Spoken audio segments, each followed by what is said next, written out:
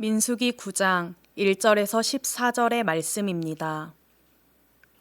애굽 땅에서 나온 다음 해 첫째 달에 여호와께서 시내 광야에서 모세에게 말씀하여 이르시되 이스라엘 자손에게 유월절을 그 정한 기일에 지키게 하라.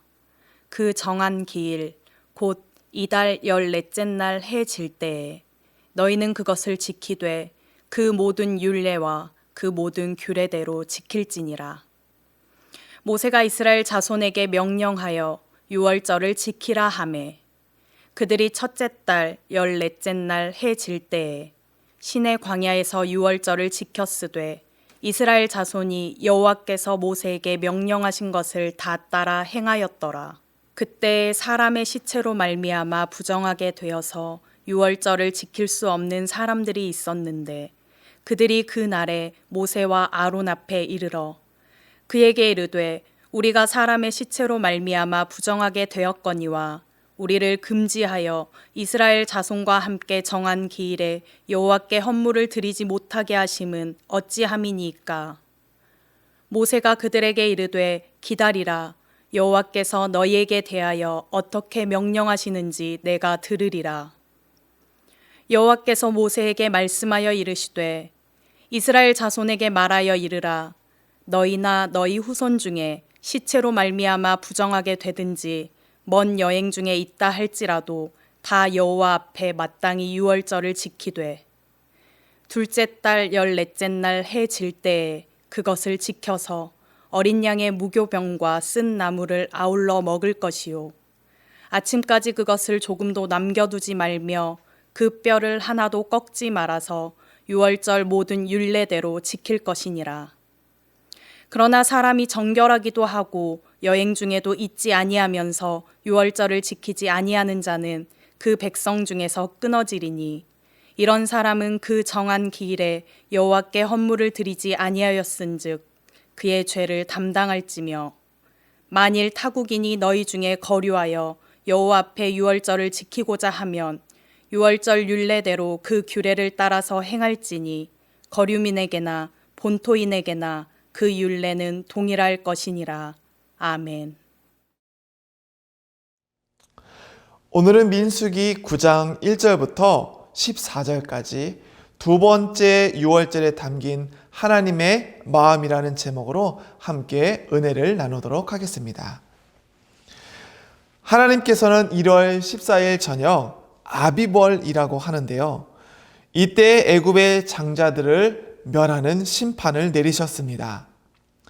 그러나 이스라엘에 처음 태어난 초태생, 그러니까 이 장남들은 문설주에 바른 어린 양의 피로 구원을 받았습니다.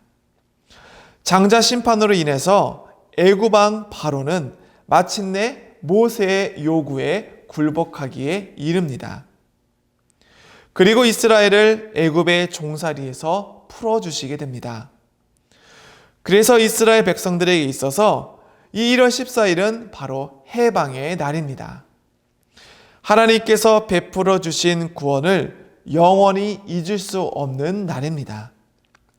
하나님께서도 이 날을 영원한 절기로 삼아 대대에 지키도록 명령하셨습니다. 이 절기가 바로 유월절입니다. 그런데 유월절은 단순히 이스라엘 사람들이 해방한 날이거나 단순한 정치적인 사건은 더더욱 아닙니다. 유월절의 의식과 이 규례를 보면은 그 안에 하나님께서 택한 백성을 위한 구원 사역이 생생하게 드러나 있기 때문입니다. 오늘 본문 1절과 2절을 함께 읽어보겠습니다. 애굽 땅에서 나온 다음 해 첫째 달에 여호와께서 시내 광야에서 모세에게 말씀하여 이르시되 이스라엘 자손에게 유월절을 그 정한 기일에 지키게 하라. 아멘. 이러한 맥락으로 볼 때 오늘 본문은 출애굽 이후 첫 번째로 맞는 유월절을 전체 백성들이 잘 지킬 수 있도록 하나님께서 모세에게 말씀하고 있는 부분입니다. 그 중에서도 특별히 이스라엘 백성 가운데서 시체를 접촉해서 생긴 부정이나 또 먼 거리를 여행해서 이 유월절을 지키지 못할 때에 특별한 규정을 말씀하고 있는데요. 우리 9절과 10절을 한번 읽어보겠습니다. 여호와께서 모세에게 말씀하여 이르시되 이스라엘 자손에게 말하여 이르라. 너희나 너희 후손 중에 시체로 말미암아 부정하게 되든지 먼 여행 중에 있다 할지라도 다 여호와 앞에 마땅히 유월절을 지키되. 아멘. 하나님은 어떠한 분이십니까? 하나님은 모든 사람의 작은 목소리와 신음에도 응답하시는 분입니다. 이렇게 여러 사정이 있어서 유월절을 지키지 못하는 사람들을 위해서 한 달 뒤에 지킬 수 있도록 하나님께서 말씀해 주셨습니다. 그러니까 2월 14일에 유월절을 지키도록 하셨습니다. 이 같은 사실은 유월절이 날짜와 그러한 것들 때문에 의미를 가지고 있는 것이 아니라 유월절의 참된 뜻과 정신을 기억하고 이 계승되기를 하나님은 바라고 또 원하고 계셨다는 것을 우리가 오늘 말씀을 통해서 알 수가 있습니다. 그렇다면 두 번째 유월절을 허락하신 하나님의 뜻은 과연 무엇일까요? 우리 10절을 한번 같이 읽어보겠습니다. 이스라엘 자손에게 말하여 이르라. 너희나 너희 후손 중에 시체로 말미암아 부정하게 되든지 먼 여행 중에 있다 할지라도 다 여호와 앞에 마땅히 유월절을 지키되. 아멘. 우선 하나님은 우리 모두가 유월절에 참여하기를 바라시는 분이라는 사실입니다.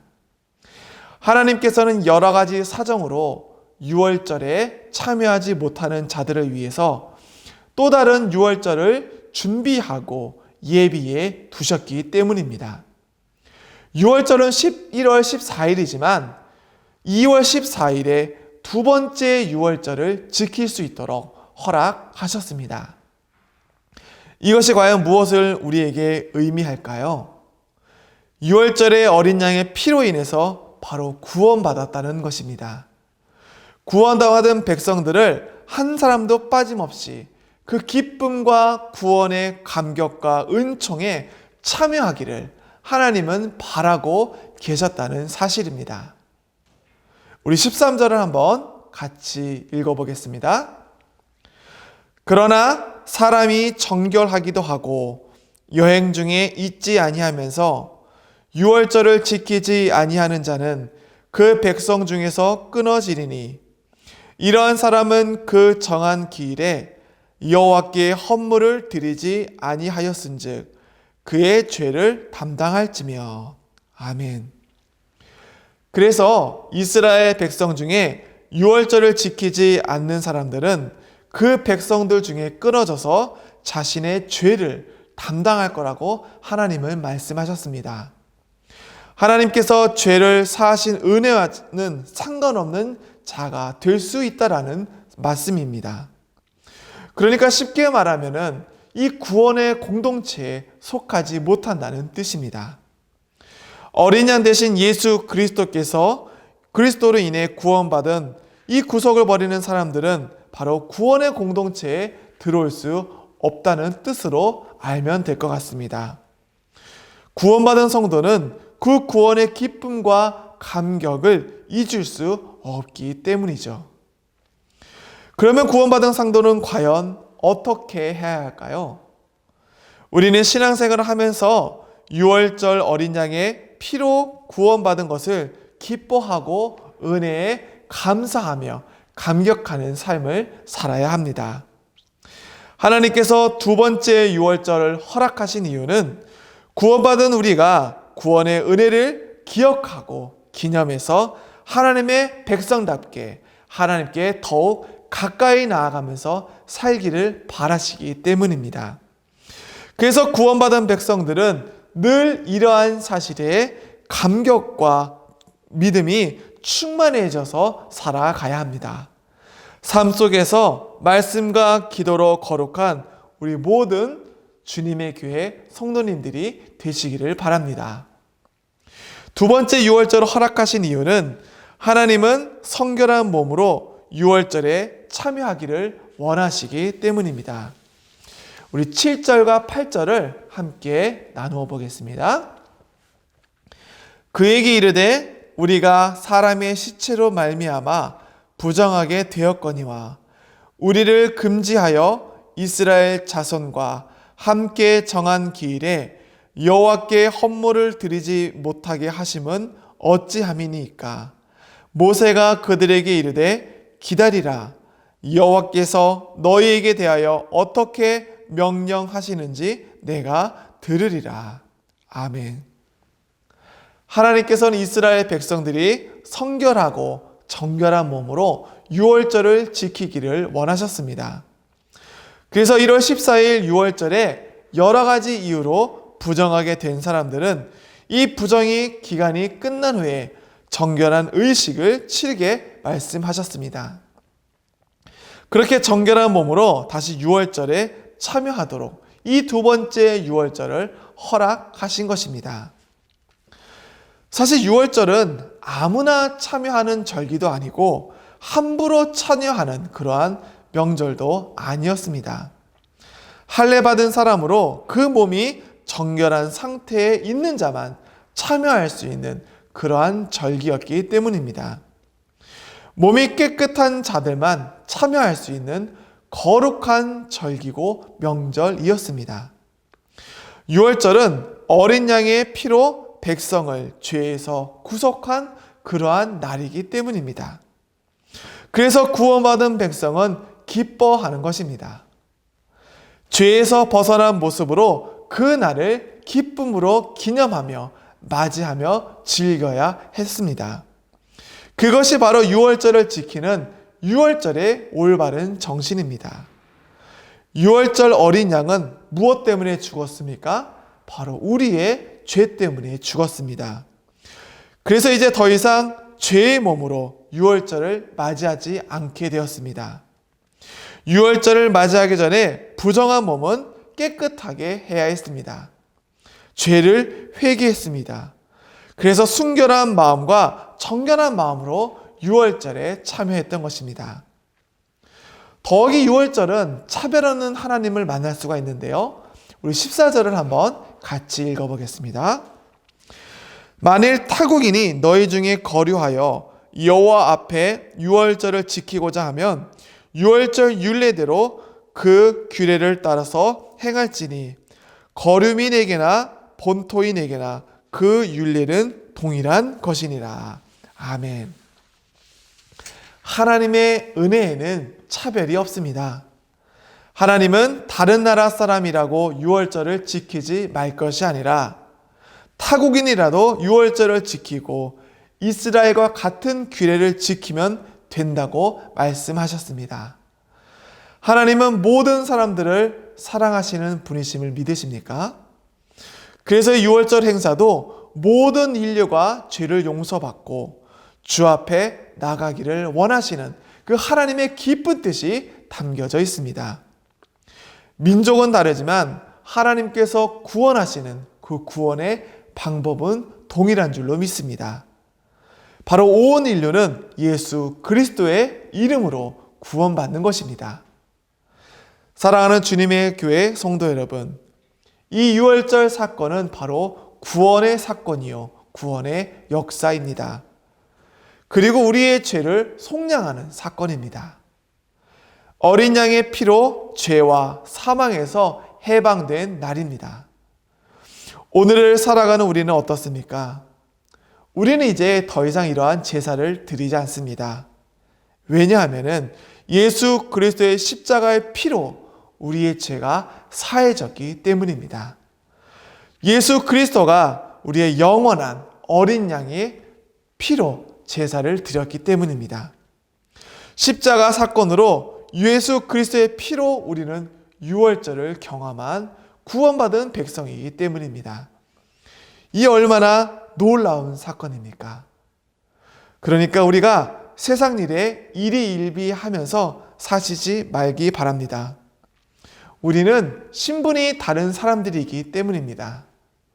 이 새벽 하나님의 말씀에 순종하고 하나님의 말씀에 귀를 기울여 주 안에서 늘 행복한 모두가 되시기를 바랍니다. 구원받은 백성으로 오늘도 구원의 감격으로 말미암아 세상을 이기며 나아가는 우리 모두가 되기를 간절히 소망합니다. 함께 기도드리겠습니다. 오늘도 한가운데서 늘 지켜주시는 하나님 아버지, 오늘 민수기 9장 1절부터 14절까지 말씀을 함께 나누며 큰 은혜를 부어주시니 참으로 감사합니다. 6월절을 통해 하나님의 방법으로 하나님의 백성으로 거룩하게 사는 방법을 깨닫게 해주시니 참으로 감사합니다. 두 번째 6월절을 통해 우리를 끝까지 사랑하시고 놀라운 하나님의 돌보심을 찬양하게 해주심에 감사드립니다. 하나님 아버지, 언제나 주님의 말씀을 통해 세상과 구별되며 분별된 삶을 살게 하옵소서. 하나님의 말씀만으로 충만한 삶도 허락하옵소서. 예수님의 이름으로 기도드립니다. 아멘.